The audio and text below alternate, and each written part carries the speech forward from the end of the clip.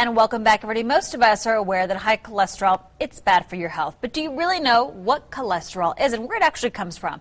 We're joined now by cardiologist Dr. Joseph Stevenson to talk more about it from St. Mary's. Thanks so much for being with us.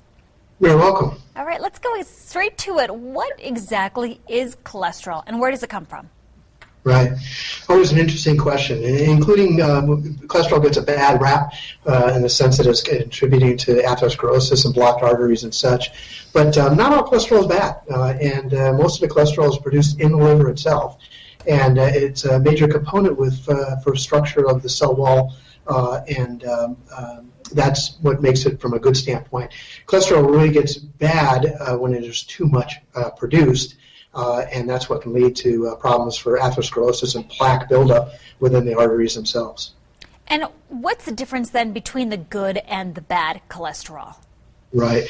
And this is what's usually going over when you see your primary care physician in the office after they've done a lipid profile.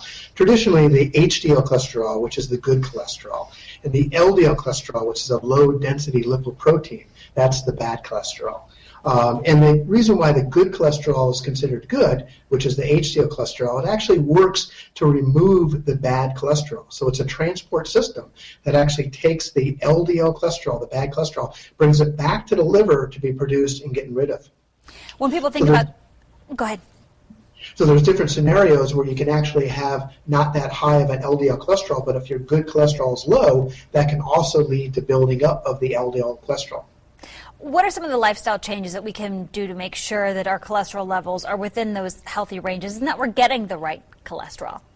Right, great question. So one of this is a very popular question that a lot of the patients will ask. And what's interesting is because most of the cholesterol is not brought in by the diet. Only about 20 to 25% of cholesterol is brought in from the diet. About 80 to 85% of it is produced in the liver itself.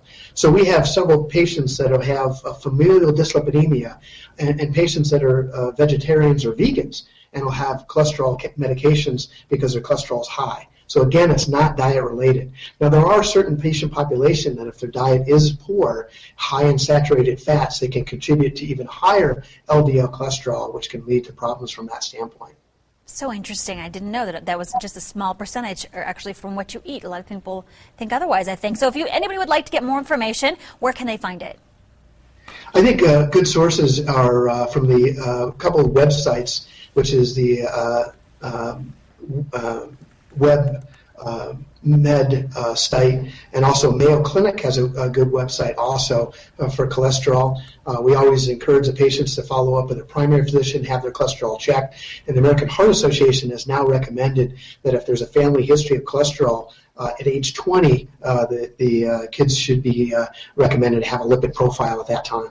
Right. Such great information. Thank you so much for being with us. Also, you can find more on stmarysreno.com or give that number there, 770-3806. Stay with us.